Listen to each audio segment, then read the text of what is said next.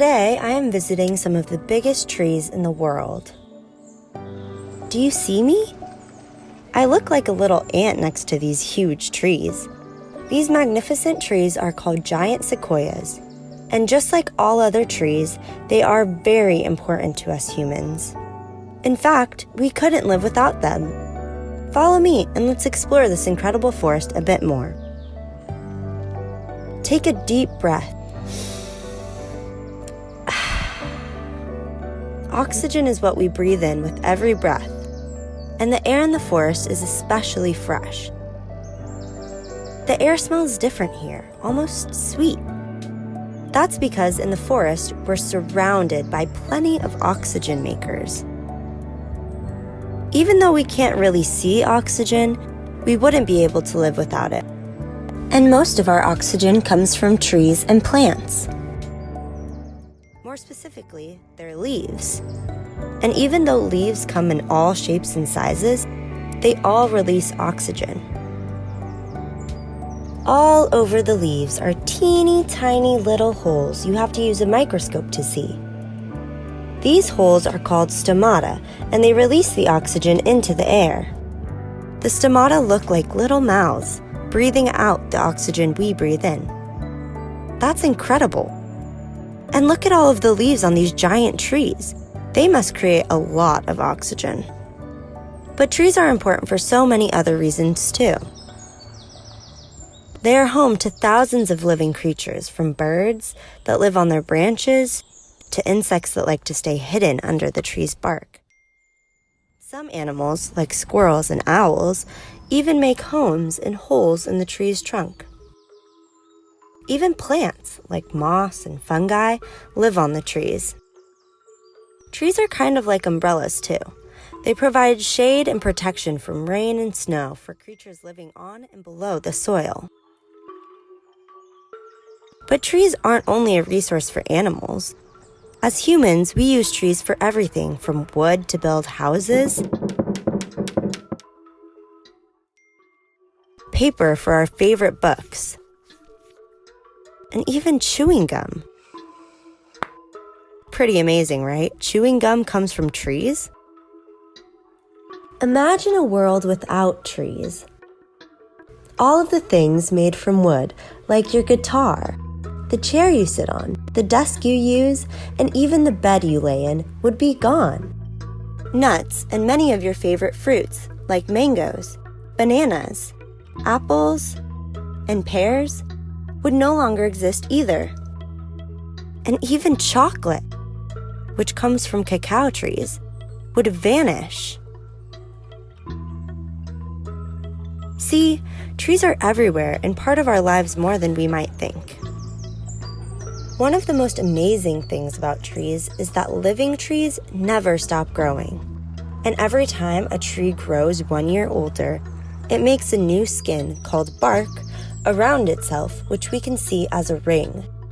When a tree is cut, a tree stump is left over, and you can see all of the rings on its cross-section. 1 light ring plus 1 dark ring equals 1 year of the tree's life, so you can see how old a tree is just by counting its rings. Whoa, this tree must be really old. Trees are excellent note takers too, and they can tell us about the past. Their rings tell us if each year was a warm year or a cold year, or if it was wet or dry. The thicker the ring, the more the tree grew. The thick-ringed years were warmer and wetter than the thin-ringed years. The rings can even tell us if there was a fire or a drought, or even if the tree was sick.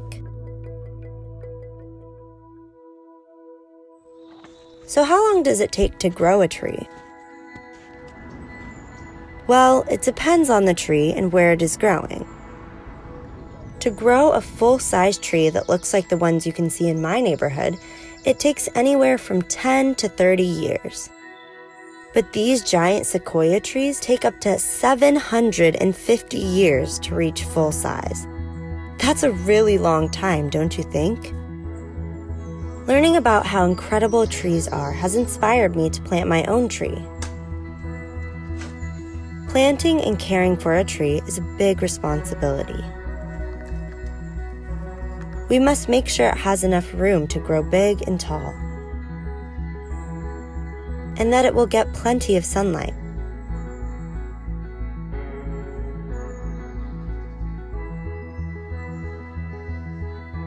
We have to remember to water it every day, too. And who knows, maybe in 10 years or so, someone will need my tree to make something amazing. I wonder what it'll become once it's all grown up. Maybe someone will make a chair out of its wood, or use it for pages in some books. Maybe it'll be a place where birds and insects live. Or maybe it will sit there patiently taking notes for science. Trees are really special. They do so much more for us than we realize. They give us oxygen and shade. They're home to lots of animals and give us yummy food.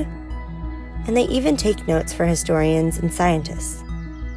There is so much beauty and power in these mighty plants, so we must be kind to them. Ask your adults if you can visit a forest like I did.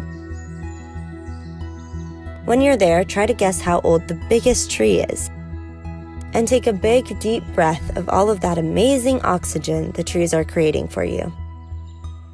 And make sure to remind your friends and family of how cool and important trees are to us. And we finished all the eggs, and so it's ready to put dirt in, and we can put in seeds. We have lots of seeds in here, and we can see like there's lots of these. We're borrowing some dirt from right here, and then we're gonna put it in. Just gonna sprinkle it until it's full. We can mix that up right there, and then we can just like sprinkle it. Right. On top. Push that down, down, down, down. Plant kale in these two partners.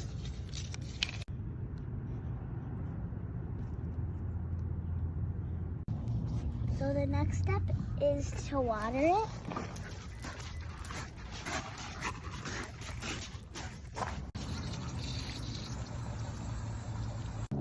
I'm going to put it under this plant so it can have shade and so I can remember to water it.